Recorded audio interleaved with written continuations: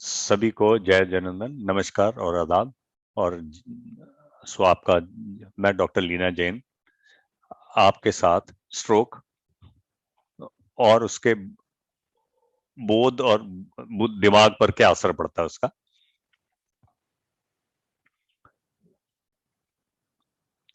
Stroke हमारे बुद्धि और मूड पर क्या असर करता है।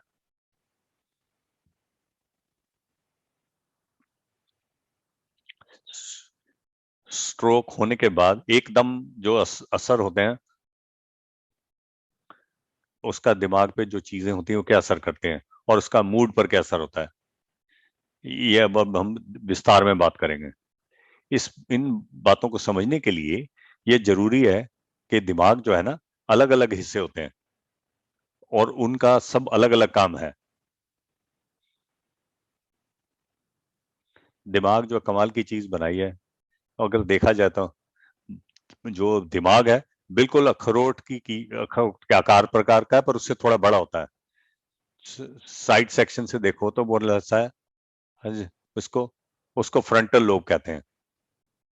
जो ये दो हिस्से हैं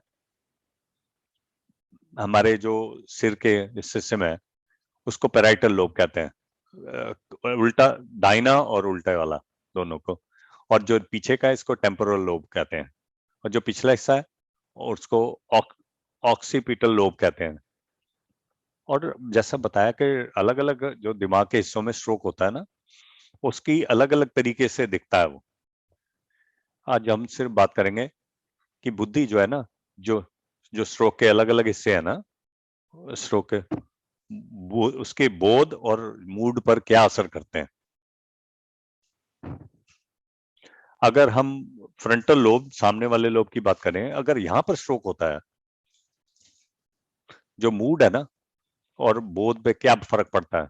मूड में बड़ा बदलाव आता है और बर्ताव जो है उसका, वो उसमें कई तब्दीलियां आती हैं। पहले जैसे शांत स्वभाव है वो एकदम गुस्से वाला हो जाता है। उनमें उनमें कोई मंशा नहीं रहती, कुछ करने की प्रेरणा नहीं रहती। पहले बड़े हिम्मती होते थे, वो सब कुछ आगे आके काम करते थे, पर अब नहीं करते। जैसे गैर वाजिब टिप्पणियां करते हैं, कुछ ऐसे शब्द बोल देने कि बोलने कि नहीं बोलने, सामाजिक जो किस तरीके से करना है। हर परिवार को ये लगता है कि ये एकदम ये कैसे बदल गए हैं, कि किसकी सोचते नहीं है किसको क्या बोलना है। इससे गलत फहमियां हो जाती हैं आपस में। ये समझना बहुत जरूरी है कि ये सब स्ट्रोक का हिस्सा है, जिसकी वजह से उनका अपने आप पर कंट्रोल नहीं है और इस तरह हो रहा है।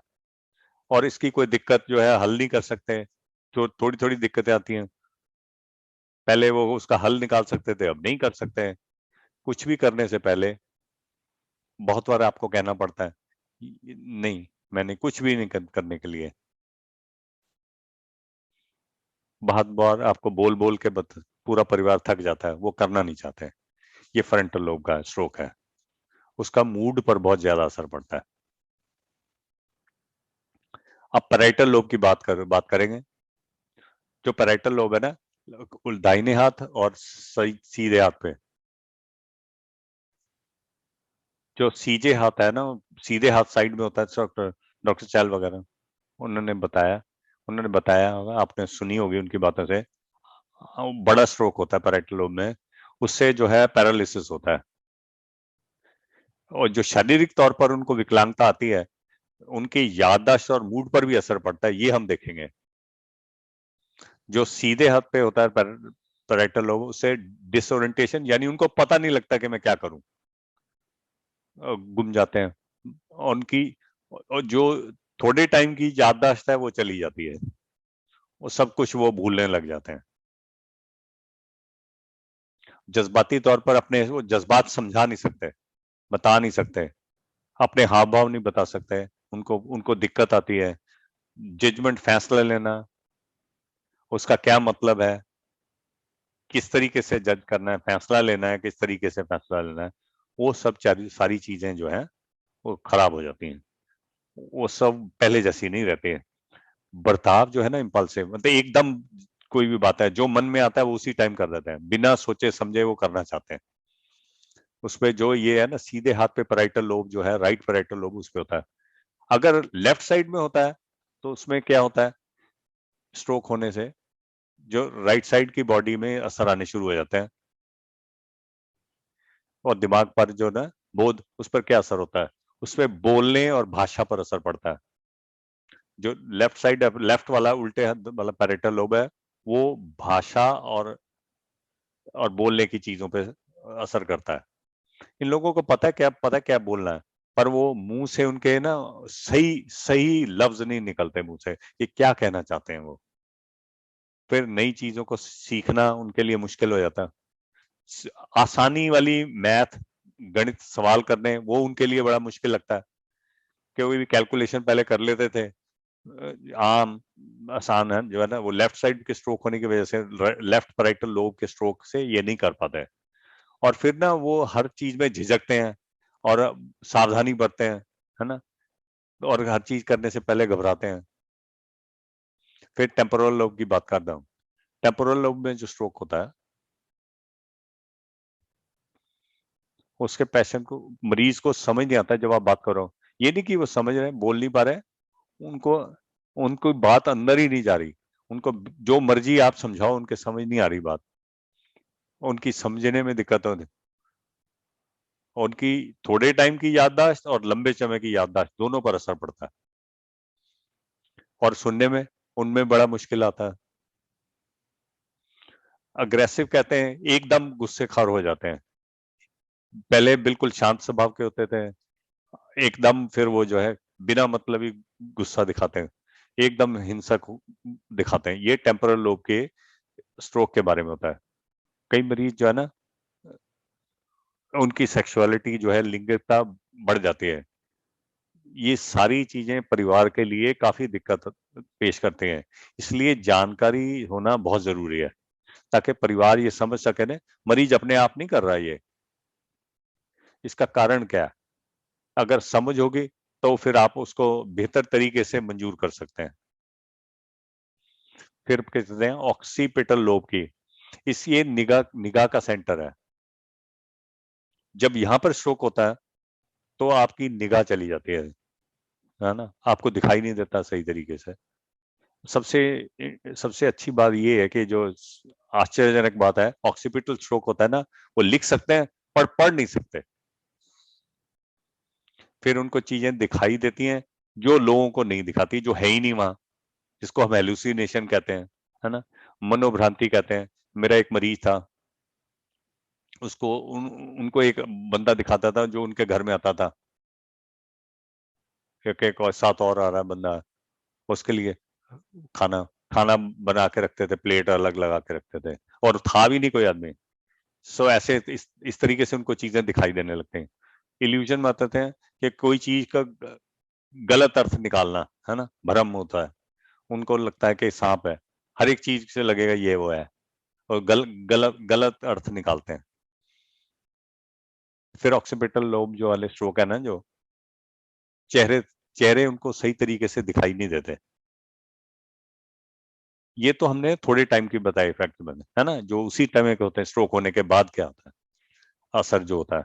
एक होते हैं जो लंबे समय के असर, जो लंबे समय के असर हैं, बोध पर उनका क्या असर पड़ता है या बुद्धि पर क्या असर पड़ता है, उसको हम कहते हैं वैस्कुलर डिमेंशिया। वैस्कुलर मतलब जो खून की नाड़ियों के साथ, जिसके बाद स्ट्रोक हुआ है, जैसे डिमेंशिया मतलब आप भूल लें कि याद शक्ति अपने आप में खो जाना है। जिन मरीजों को ये वैस्कुलर डिमेंशिया होता है, उनकी सोचने की क्षमता, सोचने की शक्ति, याददाश्त, और कहाँ है कहाँ नहीं है, कहाँ जगह है, ये कौन सी जगह है, उनका रोजमर्रा की चीजें जो हल करने की कैपेसिटी, जैसे बैंक में जाना, टीवी रिमोट किस तरह चलाना है, कंप्यूटर किस तरह चलाना है, टीवी किस तरह चलाना है, ये सारी चीजें चली जाती हैं। जो पहले तो सब कुछ बिल्कुल ठीक थे स्ट्रोक से पहले, पर करीब करीब 1-2 महीने में ये सारी चीजें दिक्कतें में पेश होने लगते हैं। और परिवार सब कुछ बताते हैं कि वे स्ट्रोक के बाद 2 महीने के बाद हमने देखा कि बिल्कुल बदलाव आ गया है, ये सारी चीजें। उसको हम वैस्कुलर डिमेंशिया कहते हैं। एनास ट्रांसलेशन में रिपोर्ट आई थी, क्योंकि 2014 की रिपोर्ट है, उन्होंने बताया कि 3 महीने 31% मरीजों को 3 महीने में डिमेंशिया हो गया था, और बाद में जो है 20% लोगों को हुआ। वैस्कुलर डिमेंशिया जो है, क्या चिन्ह है? एक तो याददाश्त, याददाश्त, बोलने में मुश्किल, बोलने की शक्ति, कि समझाने की शक्ति, क्या कहना चाहते हैं वो नहीं कर पाते। और स्ट्रोक के बाद हिलजुल नहीं कर पाते हैं, वो हिलजुल, फिर हाथ पैर कांपने लगते हैं, बैलेंस ठीक नहीं रहता उनका। ये सब वैस्कुलर स्ट्रोक की वजह से होता है। फिर मूड पर जो है उनके क्या लंबे समय से असर क्या होते हैं स्ट्रोक के? हम पहले तो हमने शरीर और मूड पे, बोध पे बताए थे ना। जो स्ट्रोक है एकदम जो है इंडिपेंडेंट से डिपेंडेंट, यानी स्वतंत्र से वो दूसरे पे निर्भर करना शुरू कर देते हैं। ये नहीं कि मरीज, दूसरों को भी इसका असर पड़ता है। एक ग्रीफ कहते हैं शोक की, है ना, कि इसको कुबलर रॉस ग्रीफ साइकिल का नाम होता है। कोई भी सदमा जो है ना, एकदम कोई भी चीज हो जाए, कोई भी बुरी चीज हो जाए किसी इंसान के साथ, तो वो जो शोक की जो स्टेजेस है, वो उसको कैसे निकल, क्या स्टेजेस हैं उसकी, उसके बारे में, कोई भी मौत हो जाए घर में, पहले तो डिनाई, मतलब स्केवे मंथ, मेरे साथ नहीं हुआ है, झटका है, वो मंजूर ही नहीं करता कि मेरे साथ नहीं हुआ ये। घबराहट वगैरह होती है कि समझ नहीं आता क्या है, पर वो मना करते हैं हर चीज है। पर जब ये सोचते हैं कि ये मेरे साथ हो गया है, फिर आता है गुस्सा, है ना, चिड़चिड़ापन, घबराहट होती है कि भी मेरा बस नहीं चल रहा।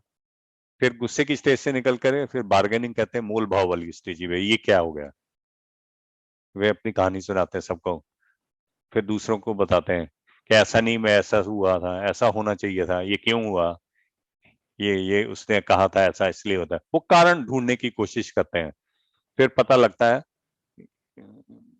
तो कि ऐसी तकलीफ है क्या, फिर अब इससे मैं दूसरों पे निर्भर हो गया, मेरे साथ रहना ही है और मेरे को ये इसके साथ जीना पड़ेगा। फिर डिप्रेशन में चले जाते हैं, बेचैनी होने लगती, फिर उदास उदास हो जाते हैं। पर उसके बाद धीरे धीरे वो मंजूर करना शुरू कर देते हैं। जिस इंसान को स्ट्रोक होता है ना, वो किसी भी तरीके से इस स्टेजेस से गुजर सकता है।